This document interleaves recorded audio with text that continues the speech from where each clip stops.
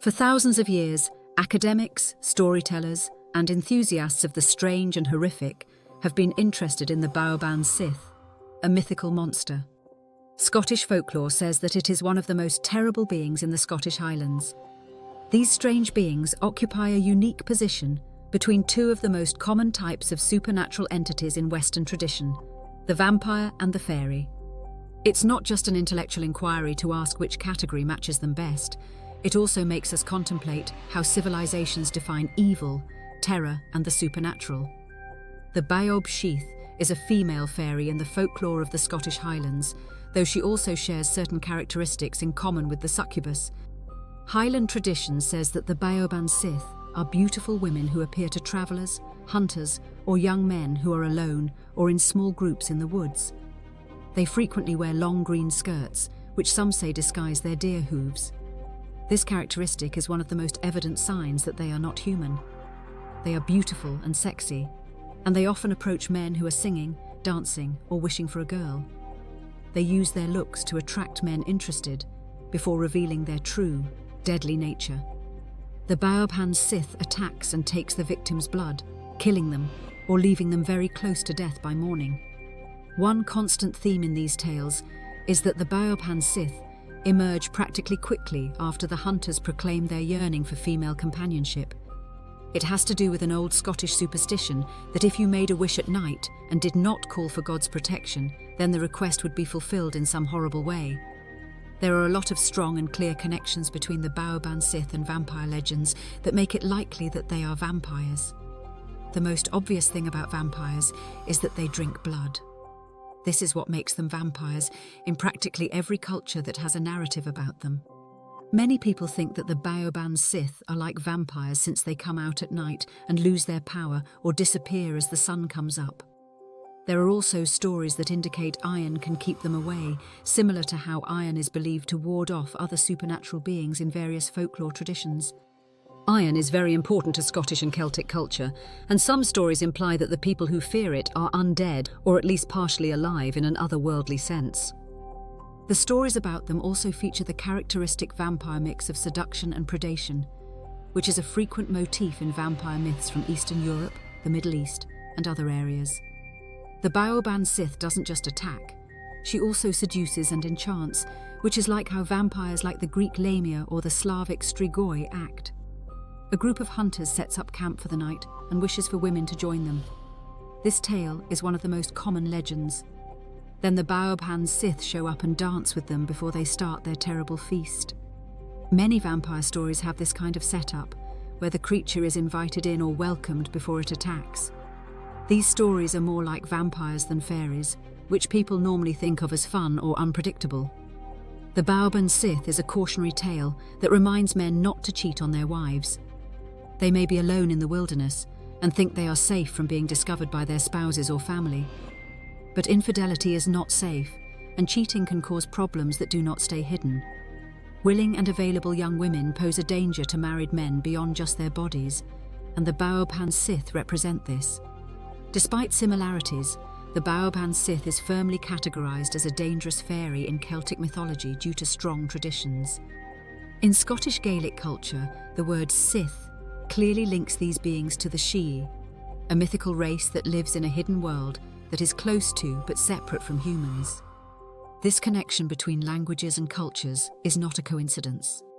It suggests that the Baobhan Sith are part of the same group as banshees, kelpies, and other entities that are thought of as fairies instead of undead people or monsters that take blood from outside the fairy tradition.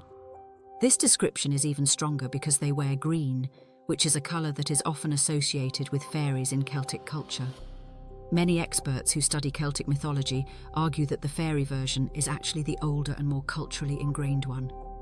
They argue that the vampire comparison was inserted later by people from outside the culture or by later generations who were influenced by horror traditions in continental Europe. In Highland Scottish folklore, fairies were not the friendly, funny beings that people thought they were in the Victorian era. They were powerful, deadly, and frequently wicked spirits who could slay, steal souls, and lead humans to their deaths. The Baobhan Sith's activities fit perfectly with the image of a dangerous fairy who chases people not because they want blood like vampires do, but because they have no regard for human life like the worst fairies do. Fairies in Celtic tradition are said to have deer hooves, which connects them to the wild, untamed nature they reside in. Scottish fairy tales happen in borderlands and remote areas where people meet fairies at the limits of the human world, such as in forests, lakes, hills and islands. The wide discourse on fairies within British-Scottish contexts highlights a rural, liminal anthropology of the fairy as an important component of ordinary life and landscape, rather than solely a domain of entertainment. This aligns with scholarly research that considers fairy legend as a driving force for national identity and cultural memory within Celtic and Scottish contexts. The theoretical discourse over their classification has substantial implications for academics' understanding of the transmission and evolution of folklore. Certain historians, especially those engaged in comparative mythology, claim that vampires and dangerous fairies represent the same deep psychological archetype, the seductive, lethal outsider who lures and destroys. If you read it this way, asking if the Baobhan Sith is a vampire or a fairy is like asking if an animal is more of a predator or a nocturnal animal. The two groupings describe different portions of the same thing instead of having separate identities. This viewpoint is supported by the existence of vampire-like beings in the folklore of nearly all cultures globally, often overlapping with fairy or spirit entities, suggesting that the inherent fear these creatures embody is universal, despite cultural differences in expression. The Baobhan Sith narrative has influenced a significant number of modern horror stories, games, and fantasy media that employ Celtic mythology. It has grown considerably from its beginnings in Highlands, Scotland. Writers and game designers often use them as examples of fairy beings that don't fit into any one genre, illustrating their unique characteristics and the blending of horror and fantasy elements in contemporary storytelling. People all around the world have learned about them through diverse supernatural encyclopedias and bestiaries, even if they might not have heard of Scottish Highland folklore. Their current prevalence has intensified the debate regarding their true nature. Folklore purists may be annoyed that different creative works have made varied decisions about whether to emphasize the vampire or fairy features, as they believe the creature's cultural identity is being lost or transformed. The Baobhan Sith have appeared several times in Mark Chadbourn's fantasy trilogies, The Age of Misrule, The Dark Age, and Kingdom of the Serpent. They also feature in Fairy Tale by Raymond E. Feist, where they are depicted as malevolent fairies of the Unseelie Court. In Feist's portrayal, they are extraordinarily beautiful and wield a powerful, compelling magic that they use to lure solitary men in isolated places, ultimately leading them to their deaths. In the end, the Baobhan Sith is perhaps best understood as a being that highlights how fluid and overlapping contemporary genre divisions have always been, rather than as a monster that needs to be classified into one of those categories. She originates from an era when the fairy realm was quite terrifying, making it difficult to distinguish between death magic, supernatural predation, and the perilous allure of the otherworld. There is no right or incorrect way to call her a vampire fairy or a fairy vampire. It all depends on what the person asking the question wants. In all versions of the story, her power remains the only constant element.